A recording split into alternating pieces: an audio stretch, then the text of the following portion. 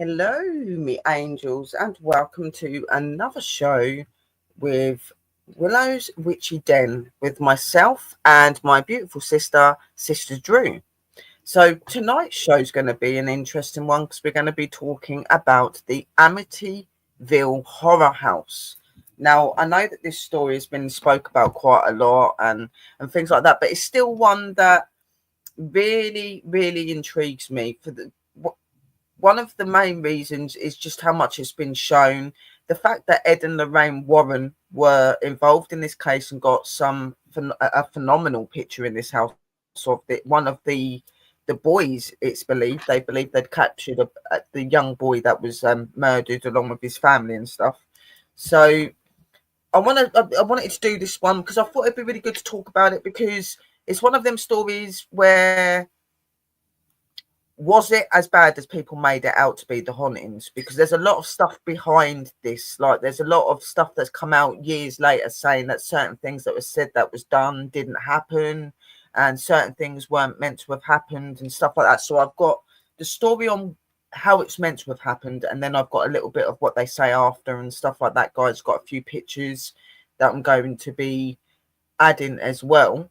But before I start, I would just like to say hello to everybody. I hope that you're all okay and lots of love, light, and blessings to you all. And I hope that you're having a good day. And I'll let Sister Drew say hello to you and everything as well. Then we'll get on with this party. Welcome everybody to the Monday show, which is Willow's Witchy Den show. But tonight, we're talking about Amityville. And as soon as Sister said that, something strange just happened. So I have got my lava lamp here, okay? It doesn't work, it needs a bulb. This photograph was taped to the top here, because there's loads of photos on it, guys, if you look and see. It actually, just as Sister said that, came and landed right there.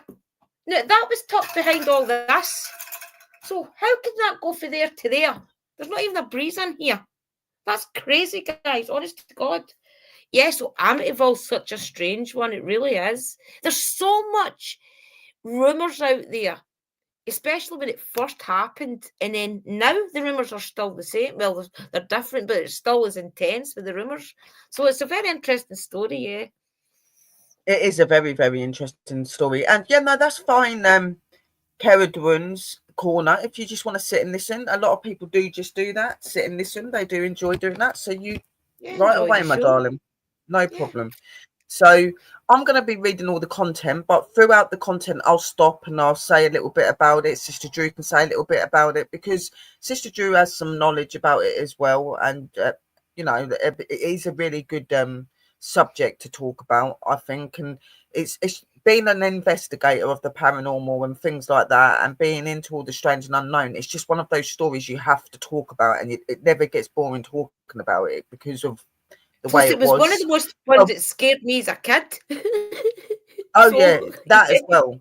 And I have got some pictures, and some of them may be a little bit disturbing because it's pictures of them in the body bags being brought out and things like that, guys. So I am just going to warn you so that you are aware.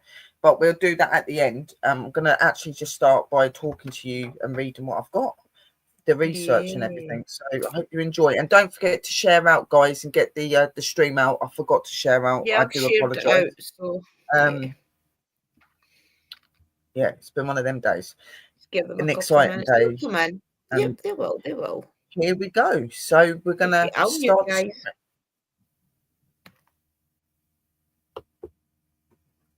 The real story behind the Amityville Horror House. Amityville Horror House. This subject was done in 2005. The write up about this, obviously, the haunting and everything itself happened way before. The Amityville Horror House, as it looked in 2005, I will show you those pictures in a little while.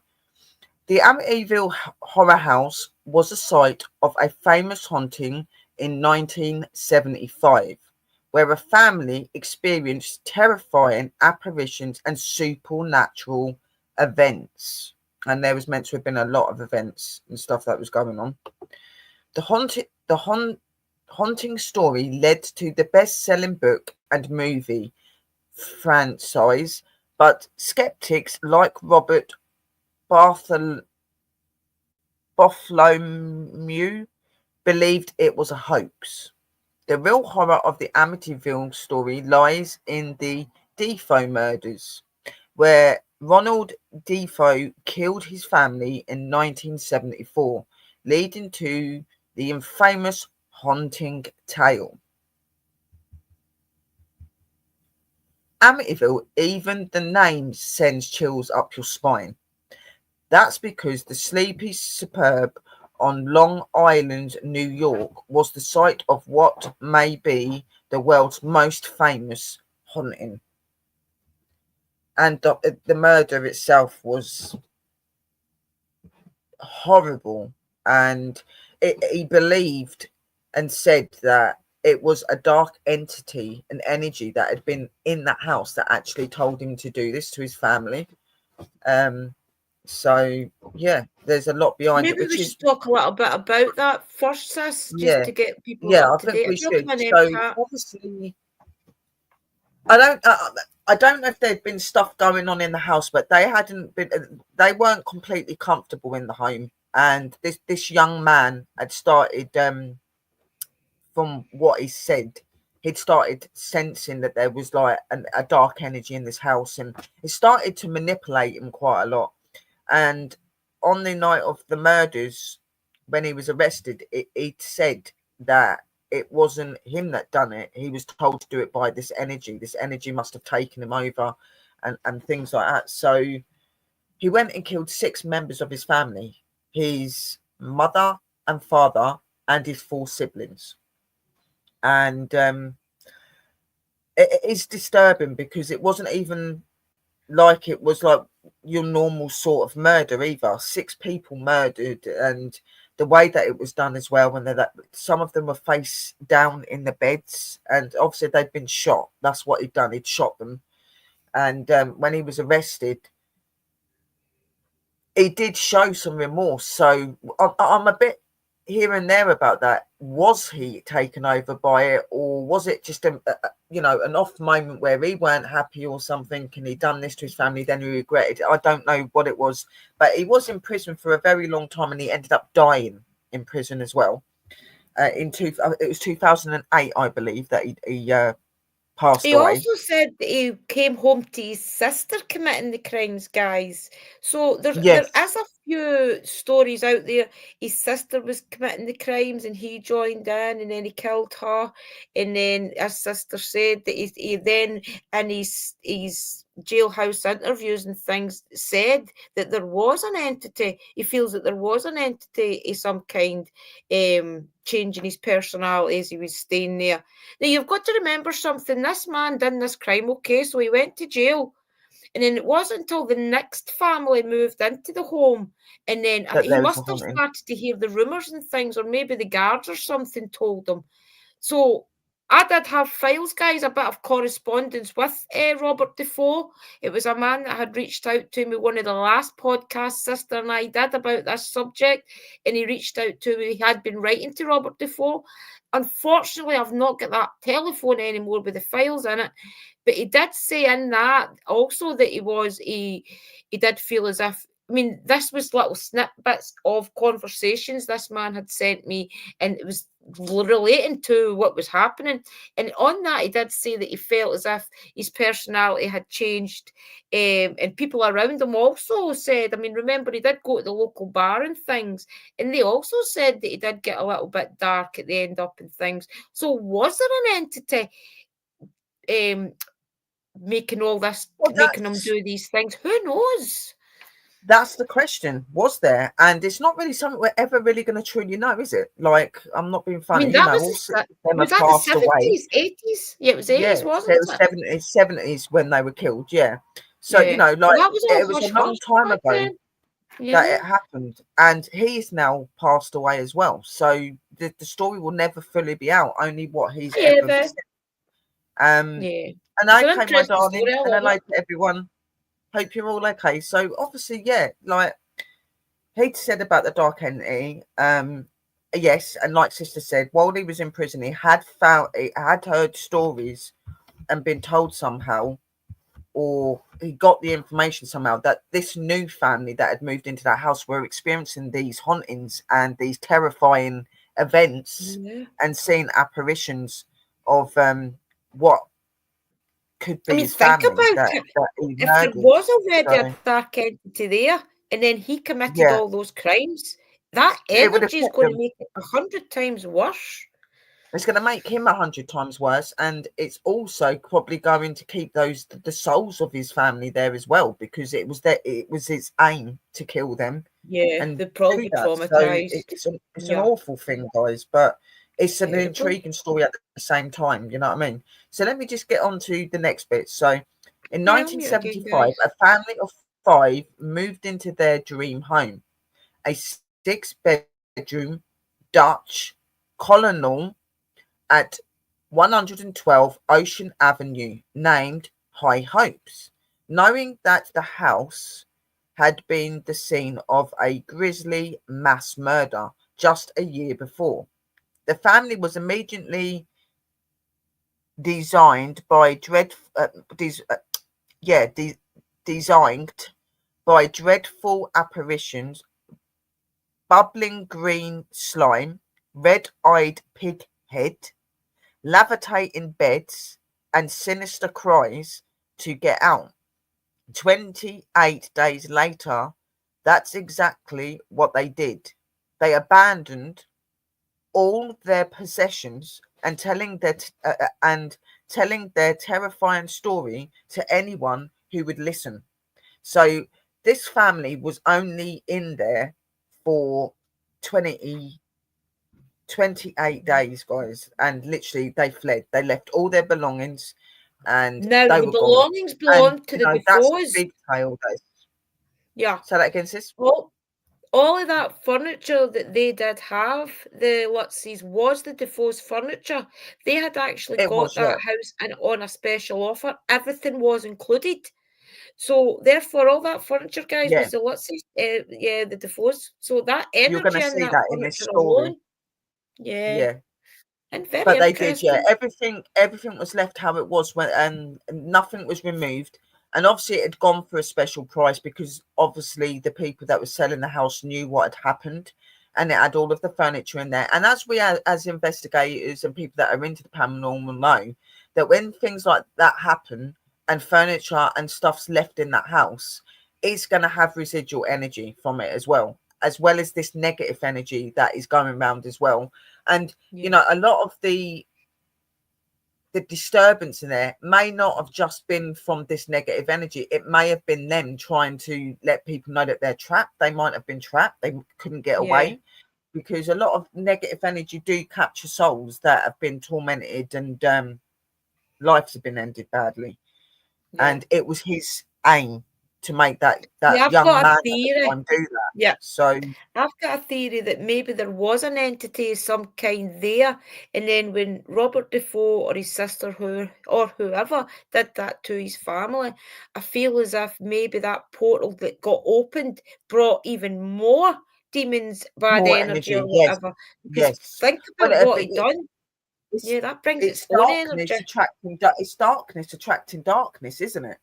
Yeah, You think you've got this family that moved in there, they were happy, they were all together, and then all this stuff started happening, and this young man started getting disturbed by these disturbances with this negative and dark energy that he talks about, and then he murders them out of nowhere. Like there would have been like a lot of people said that it was out of character because they always seemed like a very happy family. They didn't seem yeah. like they were not getting on or anything like that. So it was really, and it was a shock through the whole community. Such a shock There because it was such a was quiet, rumours. beautiful place, Yeah, and there was rumours but that he it was wasn't abusive, earned. the father. But who knows Yeah, if that was just, maybe he changed when he went into the house as well. Because the Lutz man, he did change when he went into the house, remember? So who's to say that maybe yeah. when, There's I a mean, lot I of don't people that, know if he built yeah, the house or what, but that yeah, energy, guys, does change people. And then slowly by slowly, I mean, the what is it, 3 stages of possession. So think about all that. Anyway, we're Yeah, jumping the story exactly. here. I'll let sister get on and we'll be on to the next story with It's them. all right, sis. You can talk. It's fine. Yeah, but I The mean, that book, energy is amazing to conjure things like that. You know, it's perfect it is, for it. and it will attract other energy. And obviously, if it's a legit haunting, which I do believe that there was something dark there, I do believe that something. It was weird. It Yeah, I was a do weird too. way to do it because they Yeah. didn't seem like an unhappy family. You know what I mean? So Mm, something wasn't right there. You know what I mean? for sure. And even when you look at the pictures of him, he looks very haunted. Like he Yeah. looked very drawn and things like that, which is another telltale sign as well. Which I've got some good pictures anyway, so you will be able to see everything. So the book, The Amityville Horror: The True Story, was published in 1977 and shot to the top of the bestsellers list. Hollywood bought the rights and released the Amityville Horror movie in 1979, which, despite tepid reviews, grew into a franchise of at least 17 official movies to date and hundreds of Amityville copycats, all based on the true story. But how much of Amityville Horror Story is fact and how much is fiction? Or was the world's most famous haunting nothing more than a amateurist hoax? Robert Bartholomew, I can't say that. Bartholomew view certainly Bartholomew, sir. thinks so. Yeah, certainly thinks so. Bartholomew is a psychologist in New Zealand, specializing in mass hysteria, and amazed that nearly 50 years after the alleged haunting, we're still talking about Amityville. So, and it did. A lot of this story went on for so long, and the story slightly changed over the period of time, apart from the guy himself that was meant to have that had done this. The Amityville's myths and priests in the force of overwhelming evidence to the contrary, says Bethelow is strictly obvious that it's a hoax, but people still want to believe. So that some of the content, the real horror, the Defo murders, the Lutz move in, the haunted, and the haunting begins. The creation of Amityville myth comes along. The real horror, the Defoe murders, and obviously it was at 112 Ocean Avenue. This exterior photo, right? No, this is I will show you the photos, but the exterior photo of the house, 112 Ocean Avenue, was taken on November the 14th, 1974, shortly after Ronald Defoe murdered his family there. Stan Wolfson, New Day, RN via Getty Images. Okay, forget that. One inseparable piece of Amityville story is truly horrific.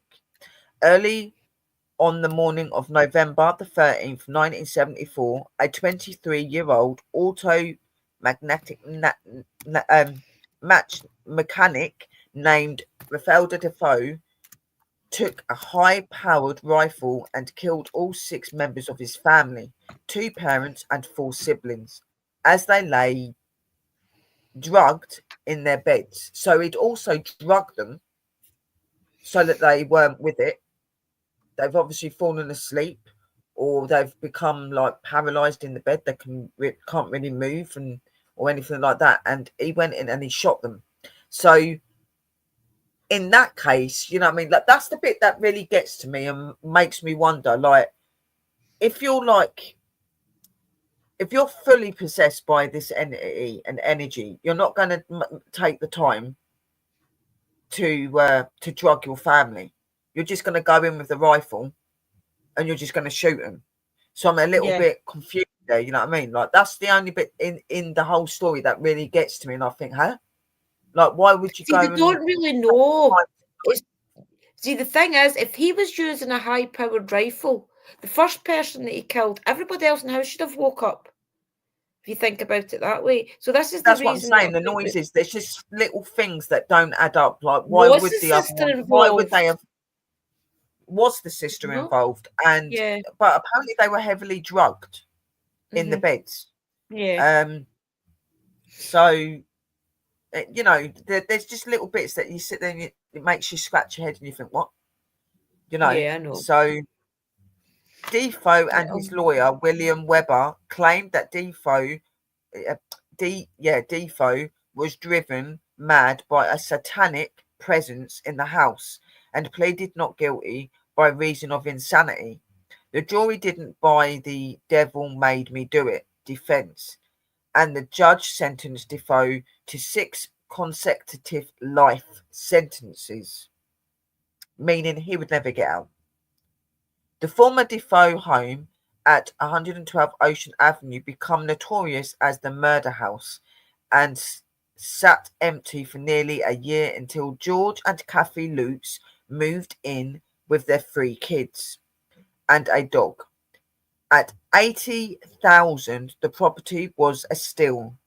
In addition to the 6-bedroom home, there was a heated pool and a boathouse on the Amityville River, but the Lutz still found it a financial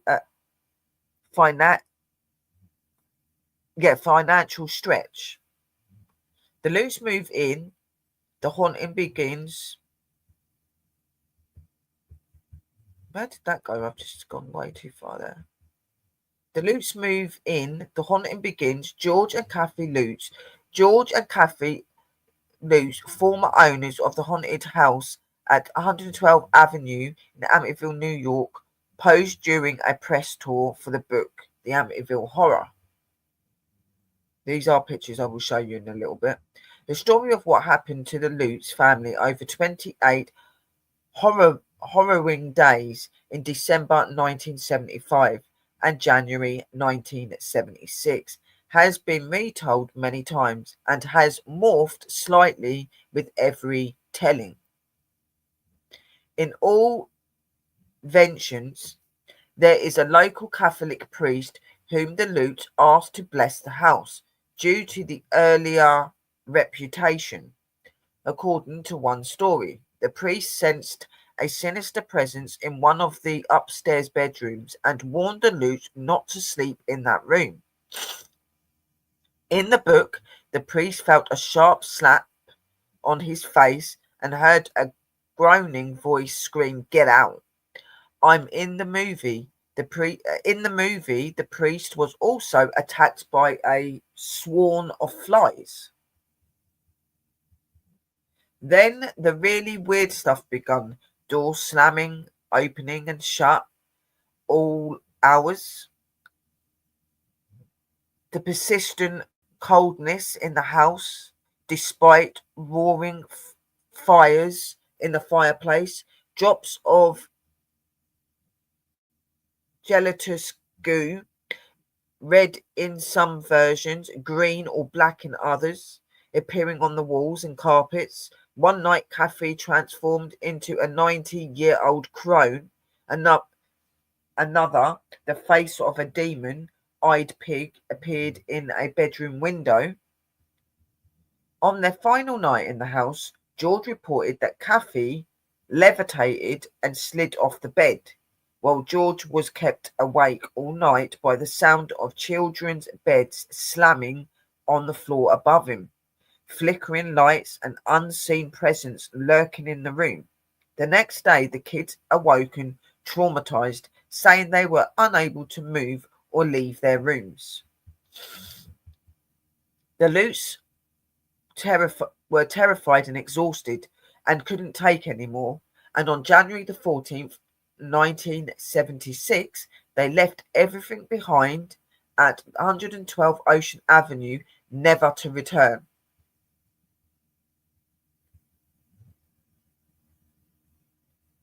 So, this family's moved in, they're having all of this experience, but when you read books or you see certain movies about it, certain scenes and certain things that are supposed to have happened have been slightly changed.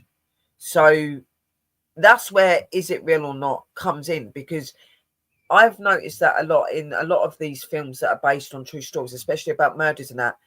Sometimes people add things in to make it seem worse, so that they get the views and they get Yeah. the publicity, and I think that's where all of this, is it real, is it not, is it exaggerated, did all of this stuff really happen? And there is people that were meant to have been involved in this case that have put like certain wordings across saying that certain things that were described by the family hadn't actually happened.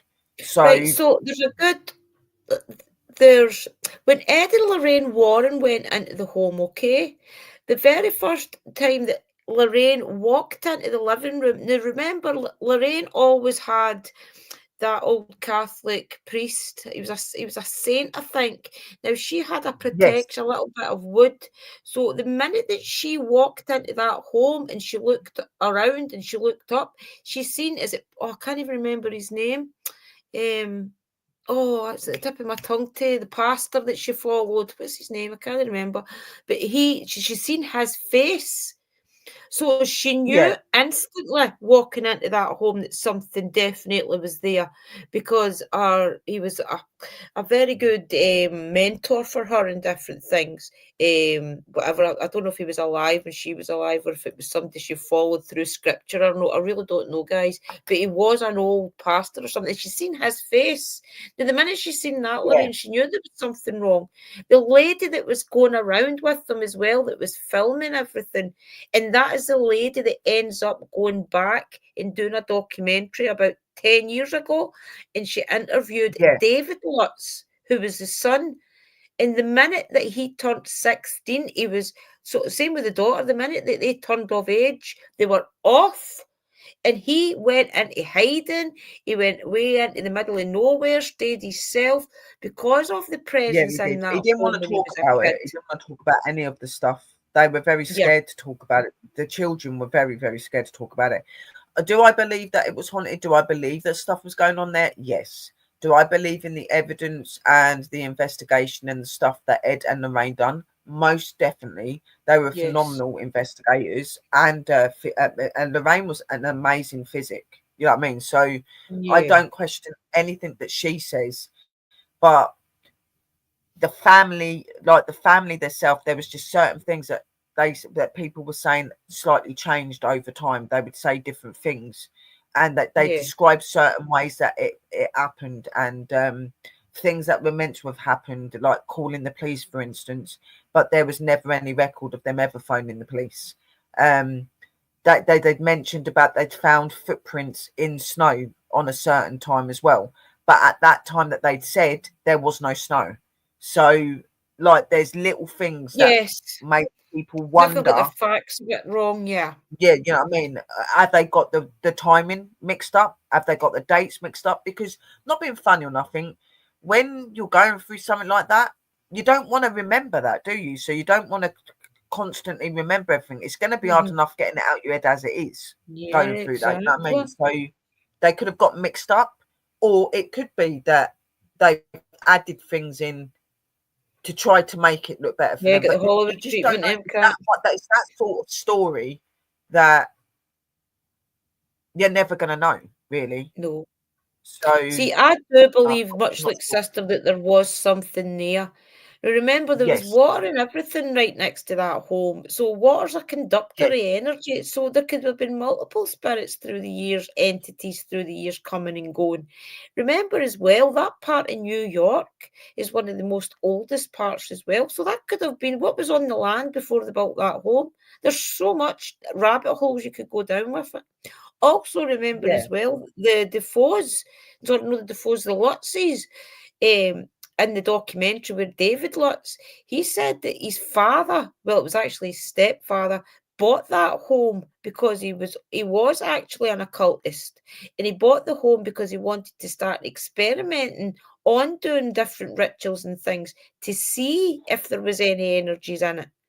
So it was Mr. Lutz an occultist? Did he do rituals in there and make things 10 times worse for his family? Who Could have knows? Or very was well it done. all just, yeah? Could have very You're well done. never really going to know, No. especially now when the people that stay in the home say there's nothing ever goes on. Yeah, But then yeah. again, I This don't is all blame them broke for down. not saying it. You know, maybe Yeah. there was stuff still going on, but they'll not tell because it is one of the most famous haunted houses in all America. So, would they say anything? I know the house has Yeah. changed And hands a few times. I think that, for the family that are there now, like from what I can tell, they don't want the I hear it. publicity. They don't want their house being No. constantly hounded because of this story and these murders that happened. So they could very well be having activity, but are just not saying it because they don't want all that publicity. They Yeah. probably don't think it's right getting publicity on people's lives being taken and things. They probably don't agree with it. Like Yeah, I know. you know. The creation of the Amityville myth. Soon after the Lutz abandoned the house, they met with William Webber, the lawyer who represented Ronald Defoe, the convicted killer. Webber, it turned out, was already shopping around the idea of a book about the Defoe family's murder called Devil on My Back. According to Webber, he and the Lutz had a creative brainstorming session over many bottles of wine. The Lutz shared the story of the unsettling things that they'd felt and saw at the house, and Weber shared details about the Defoes and the killing that only he knew. Weber claimed that several of these details were spun into the book and the movie. Weber told the Lutz that a neighbour's cat would peer into the Defoe's window at night. That became the red-eyed pig. Ronald Defoe's father had once smacked his mother while she held a plate of red-sauced spaghetti that become the mysterious red goo on the wall that morphed into green slime bubbling from keyholes. We real life incident. Yeah, these are the things. I'll show you the pictures in a minute. Jay Anderson and the Lutz collaborated on the bestseller, The Amityville Horror, a true story which spawned a cottage industry of 12 more books, plus a hit movie with dozens of sequels, parallels, and knockoffs. How stuff works. Weber and the Lutz parted ways after a fight over how money from the book deal would be split. The Lutz took their story to Jay Anderson, a journalist and filmmaker who had made a short documentary on the making of The Exorcist. Sorry, my nose is really blocked up, guys. Anson listened to 35 hours of taped interviews with the Lutz. Then he sat down and wrote the book, says Bartholomew. The best way to describe Jay Anson is a writer who didn't let the facts get in the way of the good story. Writers Digest published a terrific interview with the Anson in 1979, soon after the book and the movie deal had made him famously wealthy. He was famously exclusive about the truthfulness of his account. It's funny, almost nobody ever says to me, "Hey, the book of yours is a bunch of bull." Didn't believe a word of it.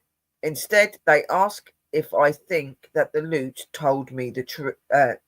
told that. Sorry, guys. Instead, they ask if I think what the Lutz told me is true, said Anson, and I answered them with the same way I answered you when you asked the question. I'll tell them that I have no idea whether the book is true or not, but I'm sure that the Lutz believe what they told me to be true. Bartholomew is convinced that the Lutz abandoned the house because they couldn't keep up with the mortgage and tax payments and created the haunting story as an excuse and a lucrative side hustle. They wanted to make some money off of it, says Lowe, who co-authorized a 2016 article in Skeptic magazine marking the 40th anniversary of the myth. For their part, the Lutz never retraced their story, never retract their story. Art critics are people who have never been in the house, just people who read a book, Lutz told the Washington Post in 1979. No one who was ever in the house, who investigated it, ever called it a hoax. No one with any credentials who was personally involved ever called it a hoax. No one who helped us there with the auction, with getting stuff to the Salvation Army ever called it a hoax. All I know is what happened to me. The Amityville house, now with a different house number, is discouraged horror fans, has been sold at least 4 times since the murders, and none of the newer owners have reported seeing any physical phenomena. It last sold in 2016 for 850,000. The house where the movie was filmed, the house where the movie was filmed in 1979 has been completely reinvented and is currently for sale for 1,699,900. That's a lot of money. But that's the thing as well, like over the because of the murders, because of the stories, the books, the films, everything that's been put forward into the public eye, it's made the house become even more expensive now. And Yeah. I'm surprised that it's not been some like famous investigator or something like that that's not I was tried just by him. going to You know say what I mean? that. Yeah. Like somebody like Zach Bagans or something. He's always got a thing Yeah. about going to houses that have been really bad and trying to buy them. Do you know Yeah. what I mean?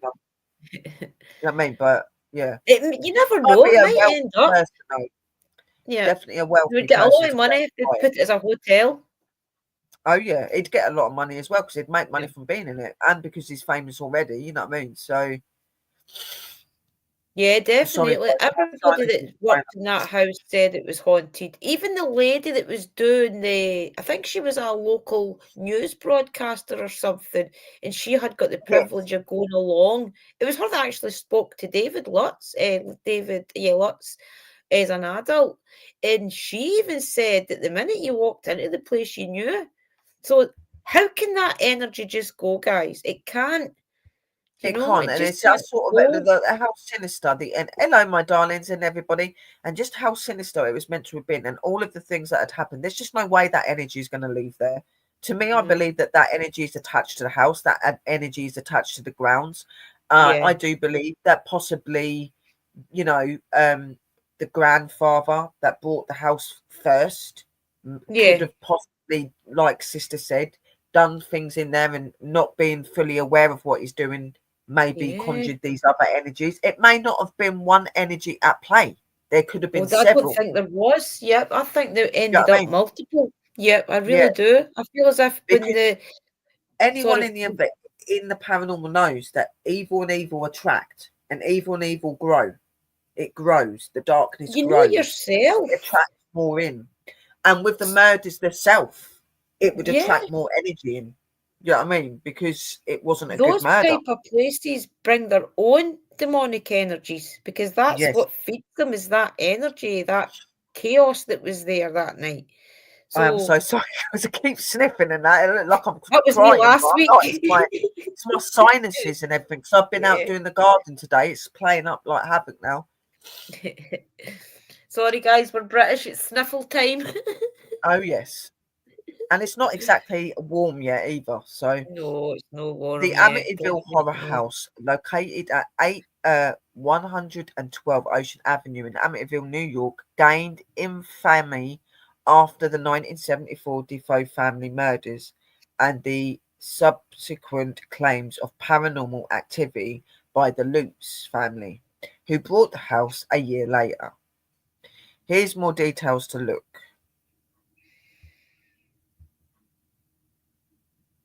The Defoe murders in November 1974, Ronald Defoe Jr. shot and killed 6 members of his family in their home at 112 Ocean Avenue. The Lutz family, a year later, George and Kathy Lutz, purchased the house claiming to experience paranormal activity after only 28 days, which led to the 1977 book The Amityville Horror and the 1979 movie adaptations. The book and movie the popularized the story of the house being haunted, leading to the house becoming a symbol of the paranormal. The house today still exists and has been renovated and the address changed to 108 Ocean Avenue to deter tourists. The truth is fiction. While the book and the movie portray the house as haunted, many people believe the story is exaggerated or fabricated. The Cromarty family, the family that purchased the house from the Lutz, claimed they experienced no supernatural events. The address changed. The address changed to 108 Ocean Avenue to remove tourists and stopped having the tourist attraction to the house. The house was sold in 2017 to an undisclosed owner for £605,000.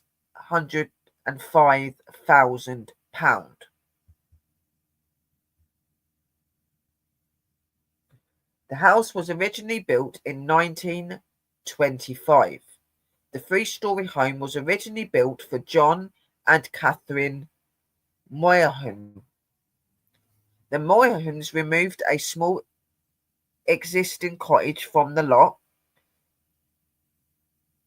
The Moyerhams removed a small existing cottage from the lot and commissioned local builders Jesse Purdy to construct the 4-bedroomed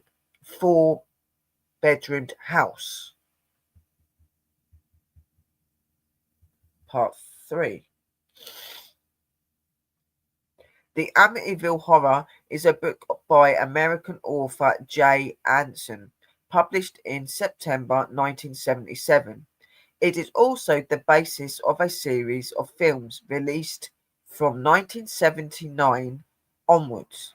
The book is based on the claims of paranormal experiences by the Lutz family, but has led to controversy and lawsuits over its truthfulness. History basis. On November the 13th, 1974, 23-year-old Ronald Defoe Jr. shot 6 of his members of his family at the home. A large Dutch colonial house suited in a suburb neighborhood in Amityville, on the south shore of Long Island, New York.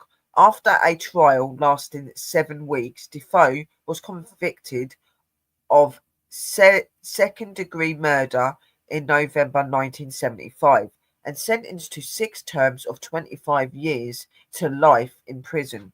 Defoe died in prison in March 2021. So, like 4 years ago. In December 1975, George and Kathy Lutz moved into the house where their 3 children and dog Harry. After 28 days, the Lutz fled the house, claiming to have been terrorized by paranormal phenomena while living there. The plot. The book describes the house at 112 Ocean Avenue. God, they use this Ocean Avenue a lot, don't they? As a remaining avenue as remaining empty for 13 months after the Defoe murders. In December 1975, George and Kathy Lutz bought the house for what was considered to be a bargain price at £80,000. The 5-bedroom house was built in a Dutch colonial style and had a distinctive gambrel roof. It also had a swimming pool and a boathouse, as it was located on a canal. George and Kathy married in July 1975 and each had their own homes, but they wanted to start fresh with a new property. Kathy had 3 children from a previous marriage: Daniel, 9, Christopher, 7, and Melissa, Missy, 5. They also owned a crossbreed Malamute and Labrador dog named Harry. During the first inspection of the house, the real estate broker told them about the Defoe's murders and asked if this would affect their decision. After discussing the matter, they decided that it was no problem. The Lutz family moved in on December the 18th, 1975. Much of the Defoe family furniture was still in the house because it was included for $400 a part of the deal. A friend of George Lutz learned about the history of the house and insisted on having it blessed. At the time, George was a non-practicing Methodist and had no experience of what this would entail. Kathy was a non-practicing Catholic and explained the process. George knew a Catholic priest named Father Ray who agreed to carry out the house blessing. In Anson's book, real-life priest Father Ralph J. Peccaro is referred to as Father Maniscus for privacy reasons.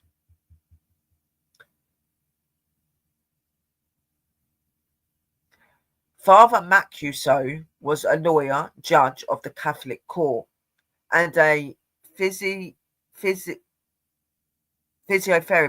who lived at the local Sacred Heart Rectory. He arrived to perform the blessing while George and Kathy was unpacking their belongings on the afternoon of December the 18th, 1975, and went into the building to carry out the rites. When he flicked the first holy water and begun to pray, he heard a masculine voice: "Damned that he get out."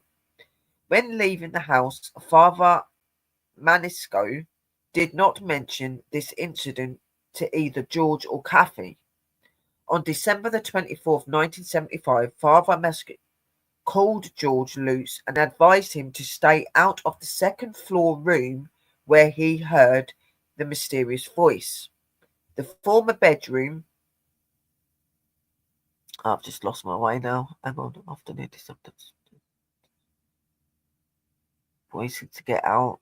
Did not mention the incident and advised him to stay out of the second floor of the room where he had heard the mysterious voice, the former bedroom of Mark and John Matthews Defoe, that Kathy planned to use as a sewing room.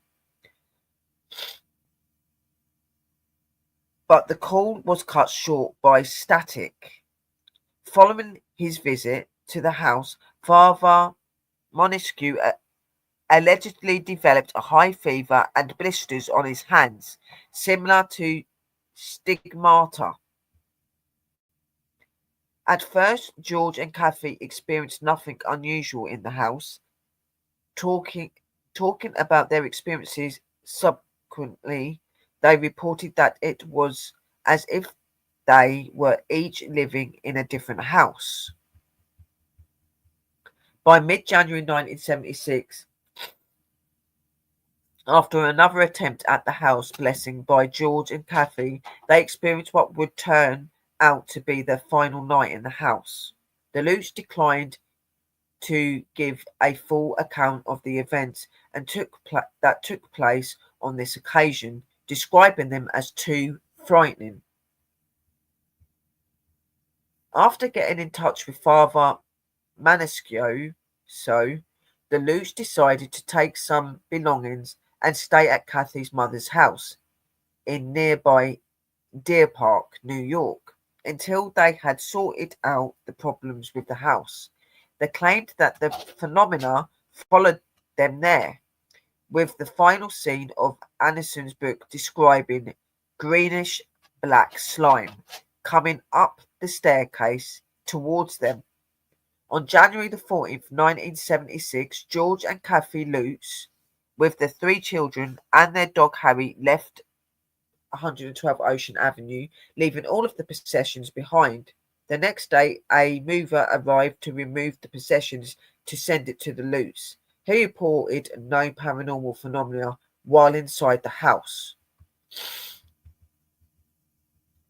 The book was written after Tom Mossman, an editor and the publishing house Prentice Hall, introduced George and Kathy Lutz to Jay Anson. The Lutz did not work directly with Anson, but submitted around 45 hours of tape recordings and recollections to him, which were used as the basis of the book. Estimates of the sale of the book are around 10 million copies from its numerous editors. Anson is said to have based the title of the Amityville Horror on the Dunwich Horror by H.P. Lovecraft, which was published in 1929. Other books. The story of the Amityville Horror was continued in a series of books by John G. Jones, with the Amityville Horror Part 2, Amityville The Final Chapter, Amityville The Evil Escapes, and Amityville The Horror Returns, and in 1991 Amityville The Nightmare Continues by Robin Cole was published. Hans Holzer wrote 3 books relating to the story Murder in Amityville, The Amityville Curse, and The Secrets of Amityville. Murder in Amityville was used as the basis of the 1982 film Amityville 2, The Possession, and the 1990 film The Amityville Curse was based on the book of the same name. William Weber, the defense attorney for Ronald Defoe Jr.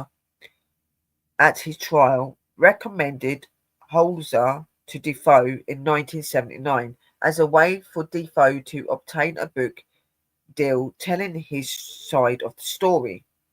In 1983, film Amityville 3D was also turned into a novelization by Gordon McGill, Mentally Ill in Amityville. A factual account of the case by William Savive was published in 2008.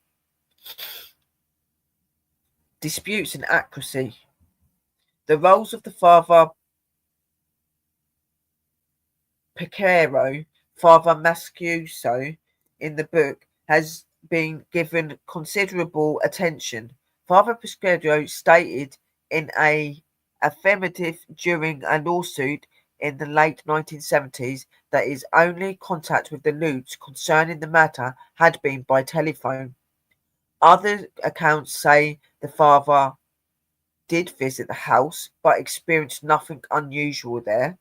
In 1979, he described his experience while blessing the Amityville house during an interview for the television series In Search of. In the interview, he marks he makes it clear that he did in fact enter the house and that he was slapped by an invisible force and told to get out by a disembodied voice. Jim and Barbara Cromartie rejected the claims of physical damage to the doors, locks, and windows. They bought the house for 55,000, equivalent to 285,000 in 2024. In March 1977, Barbara Comfrey argued that they appeared to be the original items and had not been repaired. The couples also revealed that the Red Room was a small closet in the basement and would have been known to the Lutz because it was not concluded in any way. Local Shinnecock Indians rejected the claim made in chapter 11 of the book that the house was built on site where the tribe had once abandoned their mentally ill and dying. Researchers Rick Moran and Peter Jordan rejected the claim of cloven hoof prints in the snow on January the 1st, 1976. Their investigation revealed that there had been no snowfall at this time. No neighbour reported anything unusual during the time that the Lutz were living there. Police officers are depicted visiting the house in the book and in the 1979 film, but the records showed that the Lutz did not call the police. There was no bar in Amityville called the Witch's Brew at the time. Stephen Kaplan and other critics have pointed out that changes were made to the book as it was reprinted in different editions, page needed. In the original hand-covered editor, Father Prisco's car is an old tan Ford, and he experienced an incident in which the hood flies up against the windshield while he was driving it. In later editions, the car is described as a Chevrolet Vega before reverting to a Ford.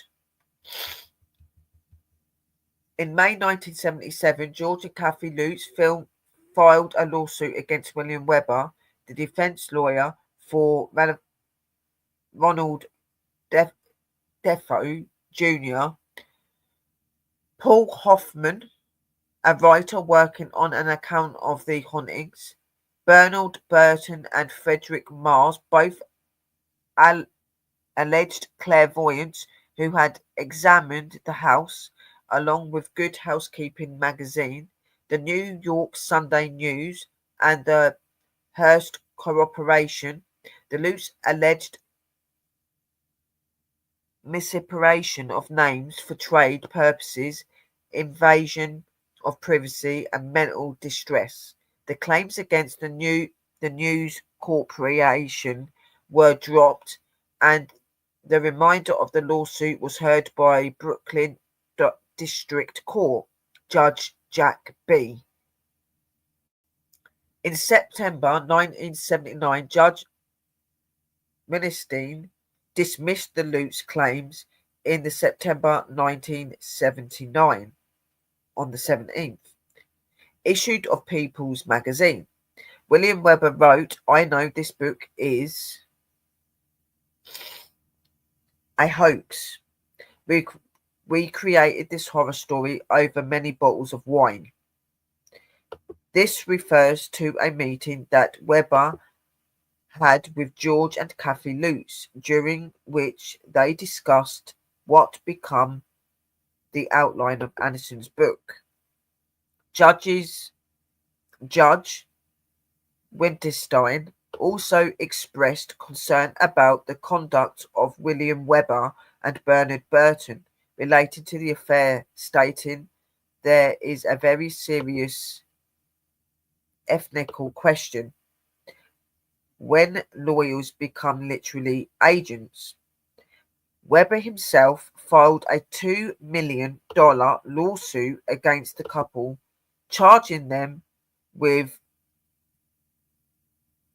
re-engineering on their book deal, while the conferees launched a suit against the Lutz parents. Author Anson and his publisher during the trials. The Lutz admitted that virtually everything in the Amityville Horror was pure fiction, according to the article in the Skeptical Inquirer. George Lutz mentioned that the events in the book were mostly true. In June 1979, George and Kathy Lutz took a polygraph test relating to their experience at the house. The polygraph test was performed by Chris Gugus and Michael Rice, who were reportedly among the top 5 polygraph experts in America. The results, in Rich's opinion, did not indicate lying. However, skeptics have pointed out that the polygraph tests are notoriously unreliable and that there is little evidence that the polygraph test could accurately detect lies. In October 2000, the History Channel broadcast Amityville, The Haunting of Amityville Horror, or Hoax, a two-part documentary made by horror screenwriter and producer Daniel Farrands. The debate continues concerning the accuracy of the Amityville Horror. The various owners of the house since 1976 have publicly reported no problems while living there. James Comptree bought the house in 1977 and lived there with his wife Barbara for 10 years. He commented nothing weird ever happened, except for people coming by because of the book and the movie.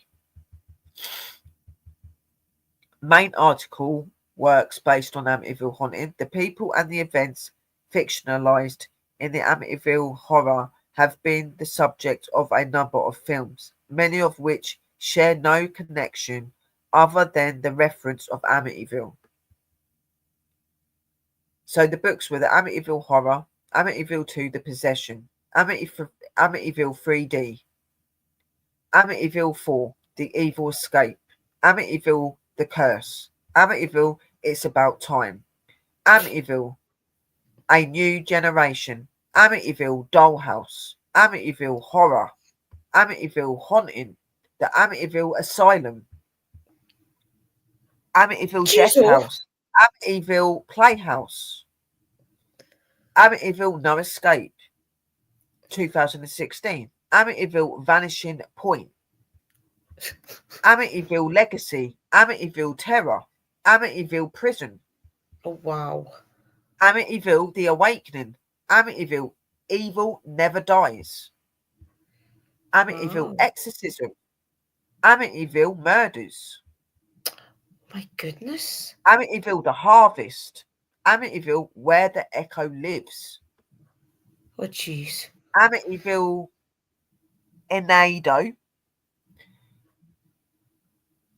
the 1979 film based on Jay Anson's novel is the best known in the series. James Berlin and Maggot Kidder portray the couple George and Kathy Lutz. The part of the priest who blesses the house, renamed Father Denny in the film, was played by Academy Award winning actor Rod Steiger.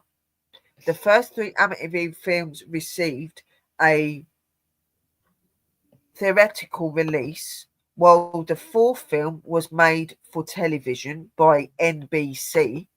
The sequels from the 1990s were released direct to video and contained virtually no materials relating to the Lutz family or to the Defoe murders. Instead, they concentrated one paranormal phenomena caused by cursed items supposedly linked to the house. Oh my goodness. Yeah, I think that was about a One, mirror or something, wasn't it? yeah, there was several About that as objects. well. I mean, there was meant to have been a mirror. There was meant to have been a few the weird vases and other things that was meant to have been in there. That Wow. apparently is what these It's energies are blowing attached the to, or butt something. out it. Yeah. And there's been so many films and books wrote about this situation and No this wonder people don't scenario believe it. that Yeah. people.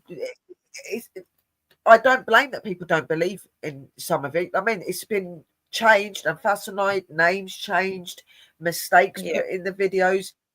In my opinion, if you're going to make a video or a film about something true, do it the true way. Don't be putting misinformation, because at the end of the day, it's disrespectful to the dead. Yeah. You I know, was and going to at say the that end of when the they day, made the film, they're making all this money out of 6 innocent people being murdered. you know, You know when what they I mean? made the film, it was right in the middle of horror era, remember? So all they were trying to keep No, it up was, with but it's the even new what's even horrors. badder is that the son wanted to sit there and tell the story as well. You know what I mean? Like, I why know. would you want to sit there and say about how you murdered your mother and your 4 siblings and your father and your 4 siblings? You know what I mean? I Yeah, wouldn't want to I talk know. about that. There's a lot of You know what I mean? documentaries behind it. And it was all money. You know what I mean? Welcome, One Coffin of the Crew. better known features of Amityville horror films is the distinctive Jack O' Lantern like appearance of the house, which was Welcome, created Chris. by 2 quarter round windows on the 3rd Thank floor you. attic level. The windows are often illuminated in the films, giving the appearance of menacing eyes. The first 3 films were filmed at a house in Toms River, New Jersey, which had been converted to look like 112 Ocean Avenue. After the authorities in Amityville denied permission for local filming, although not all of the film in the Amityville horror series are set at the former Lutz home on Ocean Avenue.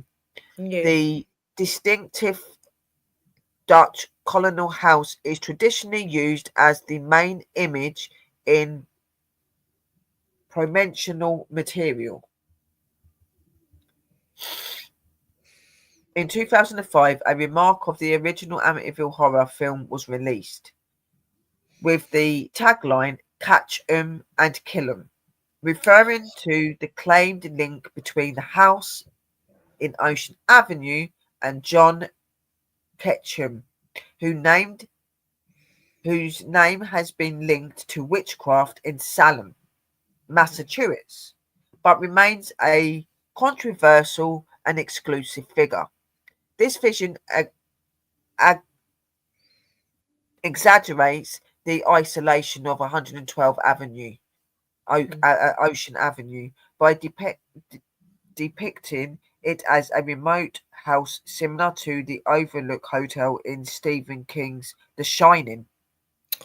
In reality, the 112 Ocean Avenue is a su- su- suburban Suburban. house with 50 feet, 5 miles of other houses in the neighborhood.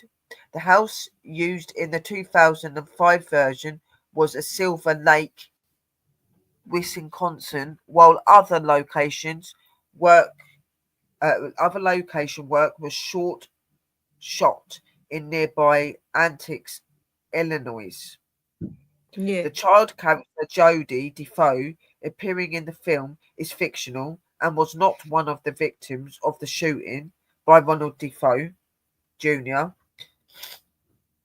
In November 1974, George Lutz described the 2005 remake as drivel and sued the makers for breach of contract, defamation, and libel. He objected particularly to the scenes in the film where the male lead named George Lutz and played by Ryan Reynolds, is shown killing the family's dog with an axe.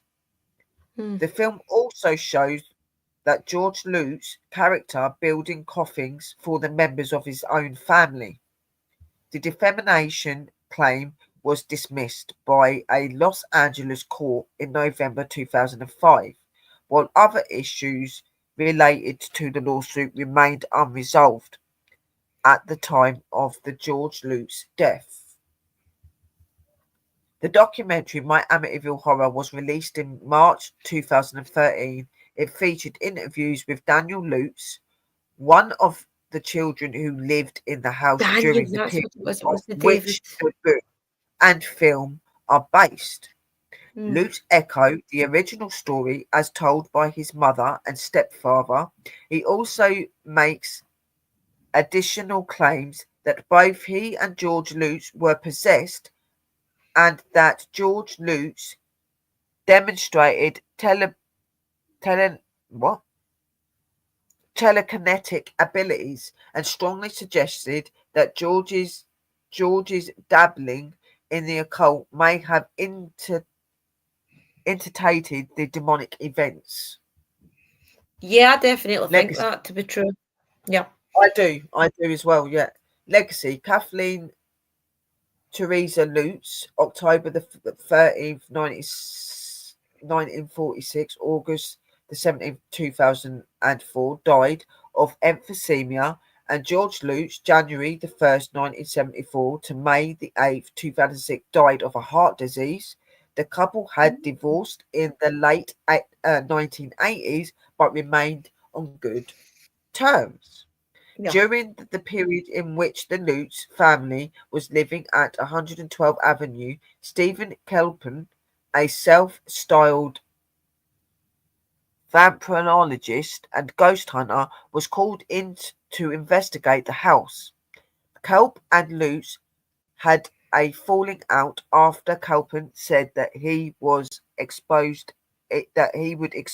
any fraud that was found. Kelpin went on to write a critical book titled The Amityville Horror Conspiracy with his wife Roxane Salk Kelpin. The book was published in 1995. Hmm. Oh dear. What on the night You're of getting March worse as we're cold. on the night of March 1976, the house was investigated by Ed and Lorraine Warren, a husband and wife team. Self-described as demonologists together with a crew from the television station Channel 5 New York, and reported Michael Linder of W News FM. During the course of the investigation, Gene Campbell took a series of in- interfered time-lapse photographs. One of the images allegedly showed a demonic boy with glowing eyes, who was Mm. standing at the foot of a staircase. The photograph did not emerge into the public domain until 1979, when George and Kathy Lutz and Rod Steiger appeared on the Merv Griffin show to promote the release of the first film. 112 Ocean Avenue was also investigated by the paralogist Hans Holzer. The Warrens and Holzer have suggested that the house is occupied by malevolent spirits due to its history. The Warrens visited the house. The Warrens' visit to the house was depicted in 2016, and it film 16 the film The Conjuring 2. George Lutz registered the phase The Amityville Horror as a trademark in 2002, and it is referred to as an Amityville Horror on his official website. Lutz claims that the film produces embellished or fabricated events portrayed in 1979 version and in the 2005 remake. He also claimed that the producers of the 2005 film did not involve his family and that they used his name without permission. Mm. 112 Ocean Avenue in December 2005. The house known as that still exists, but it has been reinvented and the address changed to discourage sightseers for visiting it.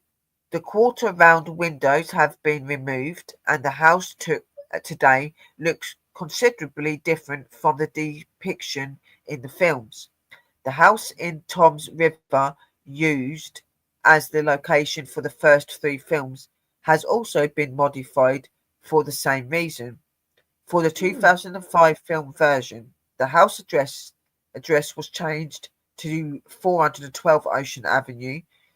The 2005 film remake says that the basement of the Lutz home was built in 1692, but Mm. 102, 112 Ocean Avenue, also known as the High Hopes, was built around 1924 for John and Catherine Mullahan.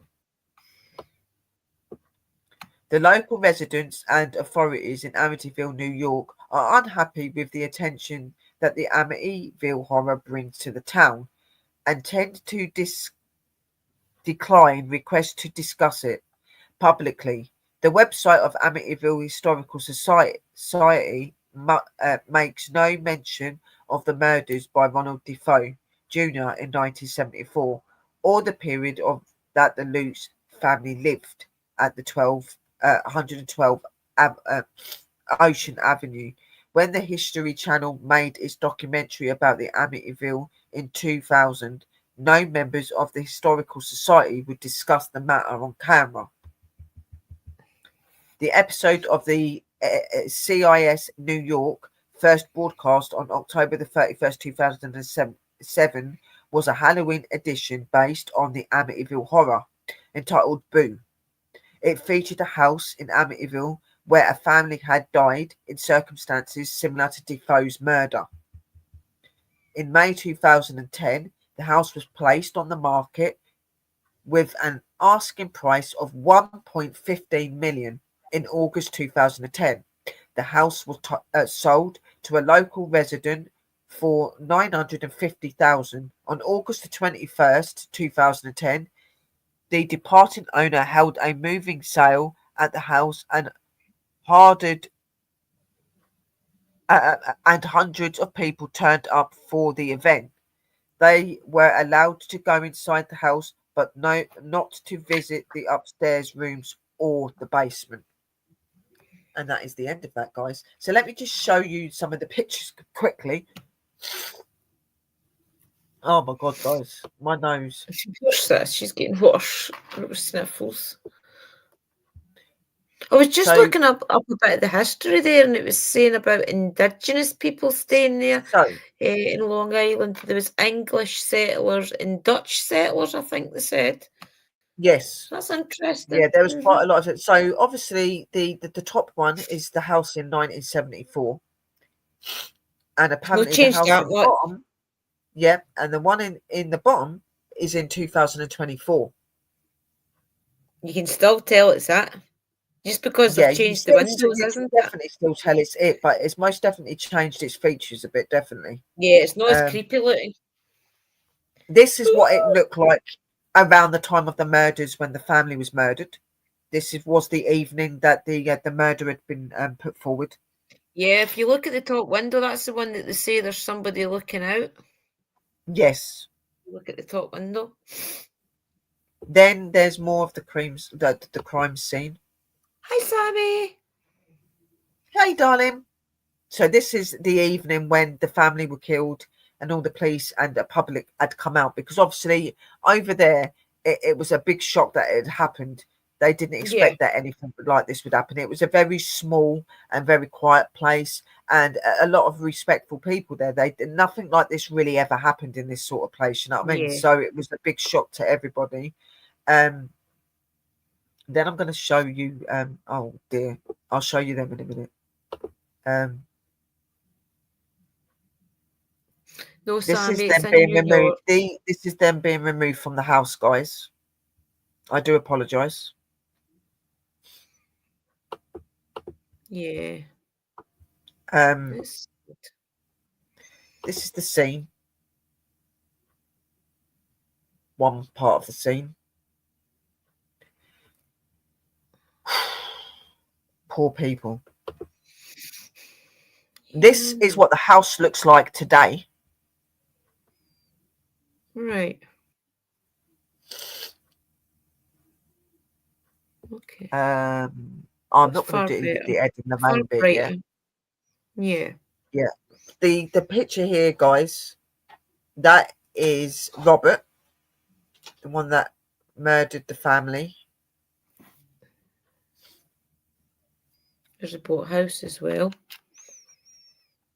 This is the Lutz father, being no, the Yeah, it's Defoe. It was, polygraphed. yeah, He's Defoe. being Yeah, he's polygraphed, Lutz, and sorry. yeah, and they were said to have passed the tests as well. I Um, remember seeing them on the programme a way back. It was a programme, Pebble Mill, I think it was called, a way back here in the UK. And he got interviewed, him and his wife. And he did show the big bite mark on his legs, guys. And you maybe yeah, find that online somewhere, and you could see that something clearly bit him. yeah, So, and this is him and his family.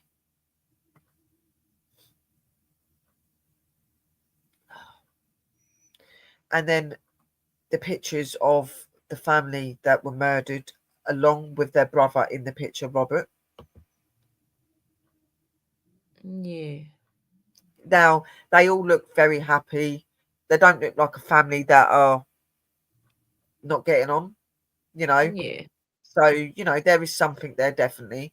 Then we have got, and we cannot forget them, our amazing Ed and Lorraine Warren doing the yeah, investigation with their teams in the house. And it was said that Lorraine and Ed actually experienced quite a lot of stuff while being in this place. And while being there, they caught one of the most famous pictures that they do depict and believe to be one of the youngest son that was murdered. Even though he's been described as a demonic spirit, yeah. in this picture it shows you it in more detail that you've got the face there, and that's the youngest that was The murdered. funny thing And is, though, there's the guys, picture as of the well, post. just Yeah, quickly adding, I see that picture. Those files I had, there was a picture exactly the same as that I think one of the family members had took, and the little boy, you could clearly see it was his face. So it is. Yeah, the fact that they caught the paranormal picture, yeah, there was a picture took with how many ever years before it, not in the same position, obviously. I think it had been the mother that took the picture of him walking out the room or something. But it just shows you just how much that little boy was his bedroom, is my point. yeah. And then obviously the Was last his picture room. is obviously all of them sitting down at the table, and obviously Lorraine is channeling or trying to come into the energy of the house, trying to see what happened, trying to get the family to talk to her and things like this. I do know that from like documentaries and stuff that they'd spoke that they both found it very disturbing investigating this place. Yeah. They said it was full of energy. It was very evil there, and they said you could feel the sadness and the sorrow and the pain of the family that were murdered there as well. They could feel all of this there, and you know, and they do say that the reason that there is no paranormal, apparently there's no paranormal activity there anymore. Lorraine and Ed had actually specified that they'd actually cleared the house out. They'd done it so the family could move on and so they could get rid Yeah. of this negative energy, which is And I why there's often no more wondered as paranormal well, activity. because when Lorraine did go into the house, she did see our padre, I think she called him, the The saint that she Padre, yeah, worshipped or whatever it was. She seen a picture of him. So the fact that he had appeared in that home could have maybe cleansed it in a way, if you know what I mean. So it just shows that maybe there I wasn't think anything happened after I it. think I think that his energy helped, definitely. But they Mhm. obviously performed Did ceremonies and something. rituals Yeah. and stuff like that to get rid of this energy out of the house, because obviously this house was possessed with this energy. You know, you've got But this it was this probably tortured holding those family, spirits at this ransom. this tortured Yeah. family stuck there. These negative energies going around. People were being traumatized when they're moving in there. So Ed and Lorraine done what they were very good at, and that was sort the situation out, because no family deserves to be stuck behind after what happened to him. It No. was a terrible thing to go through, you know what I mean? So I have a lot And of they had respect for Ed such and big Lorraine Warren, hearts as and I well. would never ever question Ed and Lorraine Warren's No, me judgments on neither. anything. They are truly tremendous people. I do If it's believe not that the haunted, people I it was believe the people haunted. that say negative things about them is the ones Yeah, that I don't think that they're want doing it people because they're to trying to make believe. money themselves. You know what I mean? They're trying Yeah. to depict them because they're so good at what they've done. Or they don't But want people to the believe that truth people is, can do that type of thing yes, because it was they haunted. want it to be all It negative. was haunted, Oh, definitely. It was and I haunted, do believe guys. that maybe the young Robert was affected in some way by something. I do believe that. How I think they affected, all were. I don't know, but I do believe that he did have some sort of effect. I do believe it was led on by his grandfather and stuff as well. All of that ritual stuff that he done in there, that probably didn't help. You know, Yeah, there I was know. already a lot of energy in that house already, and Yeah. you know, if The it's not land haunted anymore, resort as well. it's because Ed and Lorraine done their job properly and they got rid of it all. Because I'm not being Yeah. funny, Ed and Lorraine are some of the most down to earth and most loyal people in the paranormal, and there's no way that they would leave a suffering family in that house. They wouldn't. No, They would never no. ever do that. You know what I mean? Yeah. So The that is the land Amityville there Horror, as well guys. is Let Drew definitely say a some strange bits now. land. I've spoke too much. My voice feels like it's going to fly out and fly off. I've really just been saying mine as we're going along anyway. The only thing I was really want to say was about the land. For Yeah, that land to be part of the English settlers, I think it was the Dutch settlers to be fair. So that energy that must have been there beforehand, it was the indigenous people. So the burial sites and things maybe have been interrupted. Who knows? I mean, way back then, there is maps. I was looking at a map when I was looking all this stuff up there. There is maps about Rhode Island, and it talks about all the different settlers and things. So it's easily you could easily go back the history to it. Maybe isn't more if you're in America to see what was Sammy? actually there. Sammy put a question up. Isn't the Amityville house in Yeah, I did Indiana? say that. No, it's in New York, Sammy Hen. Yeah. It's in New York. What is his name? Who are you asking about? Who's what's name? Robert Robert. Defoe, is that who you're talking about? The Robert one that Defoe and was the one that murdered his family. yeah. If you're on And about the Lutz guy was the and ones the that lady fled. in the end pictures, that was Ed and Lorraine Warren with their investigators. Yeah. But for the fact that it is up for resale again is interesting because I do believe It that is, maybe yes. somebody will buy it. Think about the money they would probably make, guys. And some people are like that, that they'll go buy a haunted house and then start renting it out as a haunted location. But then again, would you want that energy to be back in there? If it is peaceful, leave it peaceful. Who knows what damage you could do, you know? But I think that if they'd done that, they wouldn't bring that same energy back there. That's gone. It'd be something else, Yeah. and it'll probably be something even worse. You know what I mean? At the end of the day, in all of this, I know that it's a big story and people like to look at it and talk about it and stuff, but it's really important to remember that that house was where 6 lives were taken. Yeah, it should be left You know what I alone. mean? And that should be what's remembered. It shouldn't be all these books and these movies and away from it. 6 Seeing if you innocent can conjure lives, the demon back 2 up. Yeah, adults, leave it a alone. mother and father, and their 4 children were killed by the eldest son. You know what I mean? hmm And his life And was over as that's well. what, and his life is over as well. He was put away in prison, and he I think he died in got, prison. You know yeah, what I I think he mean? got So cancer that's what or you've got to something. remember. Even though it's so cruel what happened to the family and that, we don't know what was happening to him. We don't know what it was that was affecting him and stuff, guys. You Mhm. can't be judgmental because you don't know. You weren't there. You didn't experience this. If you was there, you probably wouldn't be breathing and talking now. You know what I mean? Yeah. So It's one of those things we'll never know, I as mean, sister says. And it was a way no, back you in the won't. 70s. So It's always going to be like a lot of these other stories where it's always going to be, the learning did it? curve. Was what if? It's something to always pull you in and keep that name going. But just remember that in all of it, 6 innocent lives were taken. Yeah, you've 4 got of to them learn being from that. babies, children, you know. And I do believe sister's right that I think that Lorraine and Ed Warren would have definitely done some sort of cleansing, some Oh, yeah, sort of passed over the spirits I and watched things. the documentary bits yesterday where they'd Right. sat down speaking about this case. And that's why I mentioned about it. And they'd said that they'd done thorough cleansings and stuff in that house to make sure that that family wasn't left there because of Or what they any other felt. family. Yeah, I And think that's the best thing. Lorraine had the abilities to be able to see, feel, and everything. So she see that family in it being tortured, going See, through so that's the much, and thing as well. she weren't prepared. She wasn't prepared to leave them there. She weren't I going to was do just that. going to say that as well, because Lorraine's testimony after she went in there the first time was that it was the strongest energy she had ever felt anywhere. It I mean, that disturbed is her. her saying It that. disturbed her. It Mm-hmm. disturbed her because of how strong the energy was, and it disturbed her because of how much that family was suffering in the afterlife. In the afterlife. Probably reliving it over and Staying, over.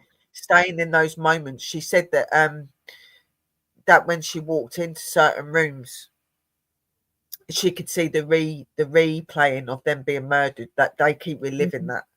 And you See, imagine that going through that energy would every have single time. definitely That's helped that oh haunting. Yeah, that no, energy would it have helped wouldn't. that haunt so much. And Yeah, all sure. all they wanted to do was want it to be released. They Yeah. want it to be released and they want it to be removed from that place so they can. Obviously, they're never going to forget what happened to him, but at least they could move on and be Yeah, free that's them. They're in from this heaven. energy. You know They're what in I the mean? free And world. Ed and Lorraine helped them to do that. Yeah, and So that's where they should be, guys. And I feel as if there's a lesson in it for us all. These houses that tragedy happens in, it just shows you that if you do not cleanse, go in there as a spiritual person, cleanse as well as tidying up the mess. Go in it, cleanse it. Get rid of, I don't mean that. Pass over any of the entities that is there. Sorry, no, then I'm tired. I'm sorry, I'm getting all mixed up. Pass over any of the spirits that is left there, and do not go ghost hunting or anything in those type of places. Let the energy go, it's too I dangerous. just I think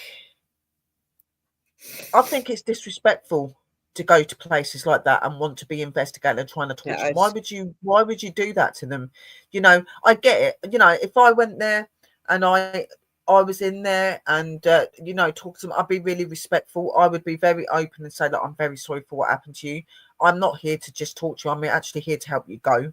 I could not Yeah. leave that house knowing that family is stuck in there. So I would have done That's exactly why what I Ed would and never Lorraine go to done. the Villisca I would have, Axe Murder and that's why I House. would never ever go to anything like that because I just Yeah, wouldn't be able to cope with it. You know what I mean? Because it's yeah. it's, it's an awful situation, and with how open I am, I'm pretty much like You Lorraine. feel it. So it'd be too Yeah. much for me. You know what I mean? Like, and I I, don't I just think agree. that I just believe that investigations and hauntings like that, Should be people left use it to alone. their advantage, and it's selfish. It is Yeah. selfish. That's And why and if when I you stayed go in in there America, and I you would never go to investigate the and then you Villisca leave, Murder House how because can that how was can you innocent how kids can that you get leave and killed go here. home? How can you leave and go home and go to bed knowing that family is being tortured and stuck in that house Over and and living in over that again. past of what happened to him? You know what I mean? How could you I go would home and cross do them that? over. If I ever I wouldn't be went able to. somewhere like that, it would Even be if to someone's cross turned over around the and said to spirit. me, "No, you won't cross them over because they make us the money," I'd be like, "To hell I with the would still money! do it. I'm bossing Like, them come with over." me. Come on. I'd be like, "Come on, come with me then, and Yep. I'll help you out." You know what I mean? I wouldn't leave them, even if I was told I weren't allowed to. I'd go, "Come with me."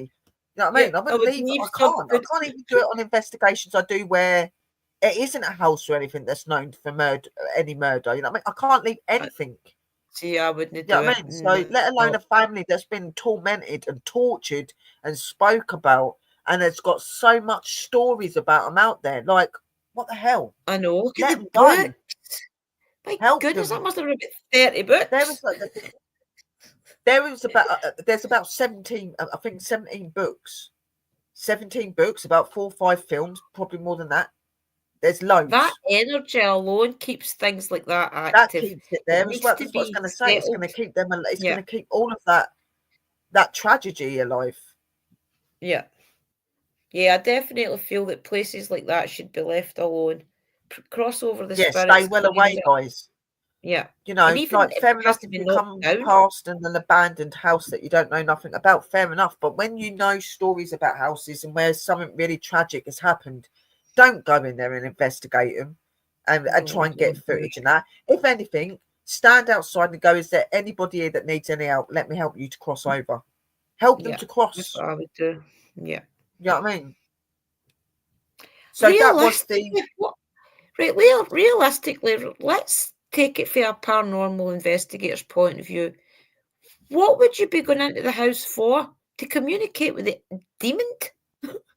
Because the spirits are never going to be allowed to talk to you unless that energy lets them. So there's really the only thing you could do is go in and release them. Because they'll all be under the power of whatever entity's in there. I do and at believe the end that's of the why you day, keep and that's worrying where your a lot of head. people go wrong. A lot of them went there because they wanted to try and talk to this family and stuff like that. But in realistic, yeah, the demonic spirit wouldn't let them speak. If anything, that it was probably that demonic spirit doing all of their voices and pretending to be them. You Probably. know what I mean? Yeah. Because they ain't allowed to speak. A demon, a demonic spirit, does not let energies that is captured They will talk not to perform for anybody. YouTube. So, and it will not perform either. Yeah, and No. it's disrespectful. And I'm Yeah. glad that Ed and Lorraine went there and see everything that was going on, and I'm glad that they sorted it out and got that poor family out of that house. I really do. You Yeah. know I'm what I actually mean? quite So glad that the Lutz did stop speaking about the case because, yeah, to be realistic, that energy would have just kept manifesting, manifesting, and manifesting. People were talking about it, yes, but it wasn't the victims. So, I think that says a lot. yeah. All of those years of talking about it and remembering it, it kept them trapped. Yep. It kept that all there. You know what I mean? That's why And Daniel stopped talking about. In fact, Daniel never spoke about it pray to until God, that documentary. He didn't I do even pray to tell God that people they are his real gone name. from the house. But Yeah, you know, there's been families since that have said they've not experienced anything in the house anymore. So I do I believe that Ed believe and them. Lorraine definitely got them removed Yeah, and things like that. I And believe thank you them. to Ed and Lorraine, but God rest their souls because they are both past Yeah, now. God rest your But souls. you know, And they're together. and they're probably with that beautiful family. They're probably Yeah, up they there seeing probably all of the are. people they ever helped. They You know what I mean? probably So do. Probably one big jolly party over there. yeah. She'll have a lot of little kids and things all round her. Yeah, Lorraine was Lorraine and Ed were beautiful people, but Lorraine was a darling, such a lovely Yeah. lady. She was, and I see a picture of her daughter yesterday, and her daughter is a splitting image of her. Wow. I've never seen a Splitting picture of her image. daughter, to be fair. I think I seen a She's the picture of her splitting daughter image. when she was a little girl, but not as an adult. I think she tries to stay off the internet. Her man, her husband, he does I the don't know if Lorraine I've and got the picture. Hang on a Ed. minute. Let me see if I've got the picture here because I know that Rudy sent me a picture of. I think Rudy sent me a picture of them. I'm not sure. Um, but yeah, like she looks like her mum, most definitely. I was shocked when I see how much she resembles her mother. Yeah. Right, here we go. Hang on.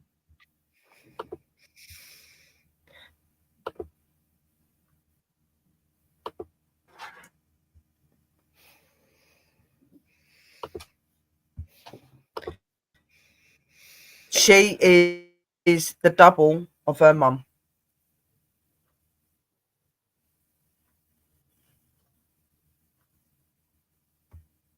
Oh, so she is. Wow. Yeah, she really is. Just shows you, doesn't it? There you go. Yeah, she was She's the double. definitely a special soul. That is Ed and Lorraine Warren's. That is Ed and Lorraine Warren's daughter. Daughter and son-in-law. He's the one that actually runs the haunted museum now. Looks after Annabelle and things. Well, he's actually trained somebody else up to look after Annabelle. Oh, Sass has disappeared. She'll be back. There she's there. Oh, I'm here. Am I back on? It's a Yeah. very I interesting don't know why story, we're though. at the side. Because I think the picture disappeared. Have you stopped sharing? Yeah, I've stopped sharing it. I don't know why it's done that. You'd maybe have to put it Hello? back to the two sides, two screens side by side. There we go. There you go. Oh, not that big. Look, I've put my fingers in a socket. But yeah, no, I hope that. that. Oh, I'm still listening. Just starting my paint by number. Oh, that's awesome. That sounds really Nice cool. ones, I do hope that you've all enjoyed the show. I know, like, it wasn't really a nice thing to have to talk about and stuff like that, but Sad. it is still a story that today, years and years later, is still spoke about and still leaves so many people wondering and thinking. You know what I mean? For So, sure. But it's definitely a and paranormal story that should be let lie. love, respect, and rest well to all of them, including Ed and Lorraine as well. You know what I mean? Because Yeah. they're all up there now. So, Exactly. you know, I think there's Yeah. just a time when a story should end and it should stop being spoke about Yeah, and for just sure. let them rest. Let them rest. Let them rest. You know what I mean? Yeah, I agree. I agree. So this will probably be the last time you ever hear me talk about this Amityville. haunting. Yeah, I agree. There's no need to be You know, spoke about as much. There is we films don't and need to, things we out don't there need to if you talk want to about it anymore. watch. We've done it twice now. So Yeah, probably 3 times to be fair. and we I think we've done didn't it 3. do it to get publicity or to get bigger. We just have a really big heart feel towards this story for the family Yeah, and for those that had to help them to get out of that as well. You know what I mean? And just a way to remind you all definitely. that be respectful of the other side and respectful of people's situations, scenarios they go through. Be respectful of Yeah. it. Remember, You know, there's human beings at the end of that tragedy, and there's still that never family goes away. members Even probably when you're dead, you're suffering. still a human being, just in spirit Definitely. form. I agree. So I hope you've enjoyed, guys. And I hope you've enjoyed listening to what we've said to you and taking some of our advice and listening to us. Do not go looking for haunted houses that have had murders in it. Please be respectful Please and stay don't. away from it. You could end up You with know, if you feel any attachments. energy around there that's hanging about that might need help them by all means, but don't go in there trying to investigate them and find everything out. Don't do that to Please them. don't. Just let them rest. Like, Yeah, help them and let them rest. yeah, I Okay. agree. So, For sure. What are we but I'm talking going to about end next the show. week? Oh, next week. Hopefully I might have that interview. Hopefully next week. I'm going to have to message Oh, Ree. yeah. Hopefully, So hopefully. yeah, And we have got divination show tomorrow night, guys. Remember, we have. 11 o'clock UK time. And we are doing, what did we say we were going to do this week? We will find something divinationable. We'll come up with something. Just be there Yeah, and we you'll will find do. out. Yes. We'll do some And also spirit keep tuned answers or in. something. So keep tuned in for Sister Drew tomorrow at 11 on our channel and on here. It'll be on everyone's again. And obviously keep a lookout for Sister Chrissy and Brother Chris and all of the other guys that go live and stuff over the week as well. It's always going through our channels, guys. So there's always shows coming up and being And done. there's So great make interviews sure you on there, tune so in. go over and watch them. Go and watch what's on just now. There's amazing shows on there, guys. You can get them on Within the Cauldron. You can get them Yeah, on go and Sister check up on the Sarah's videos. If channel. you ain't got nothing to do and you're bored, there's lots and lots of videos, guys, you could catch up on if you're bored and you ain't got nothing to do. Yeah. And watch my fairy video. Yes, Watch I'm my going to fairy watch because I've that. done my fairy garden today. So I'm going to watch that while I go get my jammies and on I'm and go back to on bed. tomorrow. Yeah.